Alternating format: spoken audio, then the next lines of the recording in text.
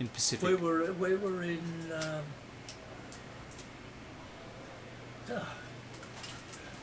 down from WWII. We were at WWII, and that was the war was finished. Which we got, and I got home 6 months later when the war was finished. What about you, mate?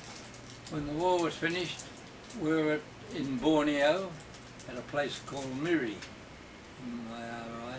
and we're on just above Miri there was a ridge which was called, oh God, I forgot my name, but we were on that ridge still like fronting the enemy, and they told us that the war was over, although we were expecting it because we'd heard about the bomb and so on, and we thought it would be over soon, so we didn't go in. From then on we didn't have any more patrols, so nobody got killed after that, but it was still a little bit hairy.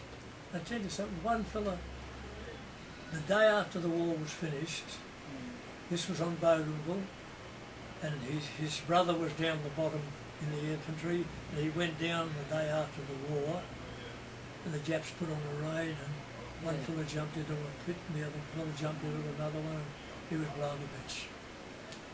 That was after the war, the day after the war finished. Yeah, that's harsh. I came home then.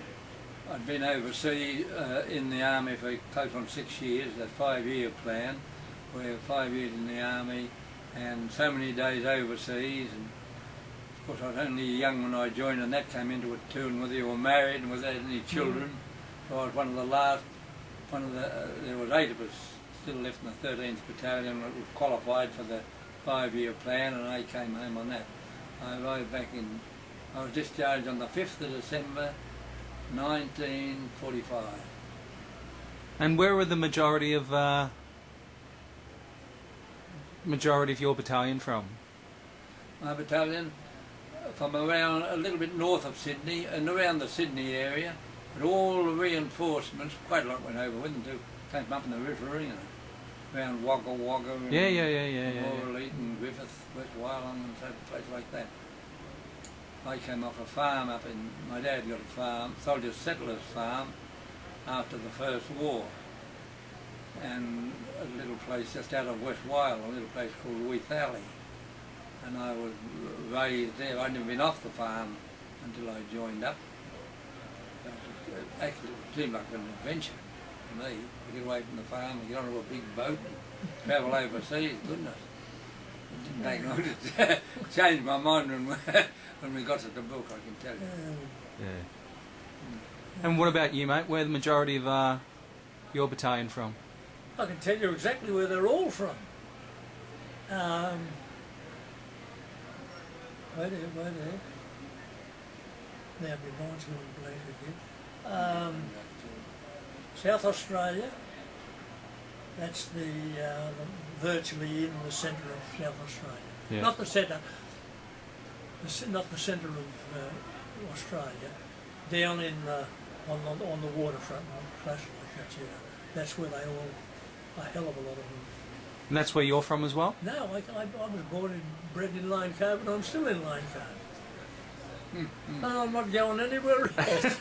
And I've been 10 times around the coastal island of Australia shooting roos. Well, not shooting roos all the time. No, I live in Lane Cove, and that's where I'll die. Yeah. Guys, do you have any thoughts regarding the end of the war? I know that's a pretty vague and sort of general question, but I mean, obviously when you are discharged, how did you feel about the rest of your life and the situation and experiences that you'd just been through? Well, when we were discharged, I went straight back out to my home out of WWII, as I say, back onto the farm. And of course I'd been 5 or 6 years just with a team of mates living together, and a couple of us in the one hole a lot of the time, and on a farm. By then, of course, we had in my days it was all horses, but they had the tractor, and sitting on the tractor from daylight till dark, going up and down the paddock, and after being so many years with mates all the time, and having to get off the tractor at night, have a shower, having to eat into bed, up at daylight, and away you went again. It was was getting me down. Even my father, who was the first war digger, he realised that I wasn't travelling too well, so he decided I'd better go on a bit of a holiday back to Sydney. And I never went back on the farm to work out in the country. I went back 2 or 3 times to help Dad when he was sick.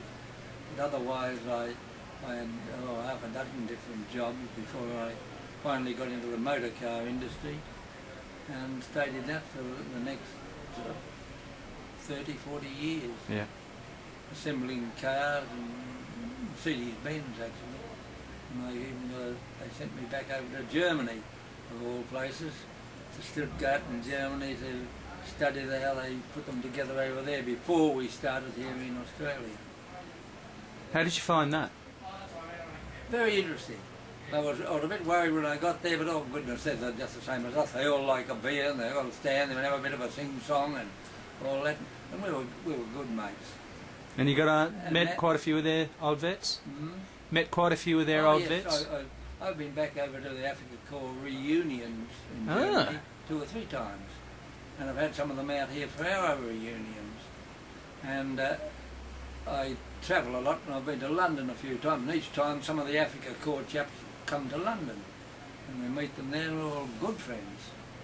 Yeah, yes, we have, but especially over in Stuttgart. But they're like us too.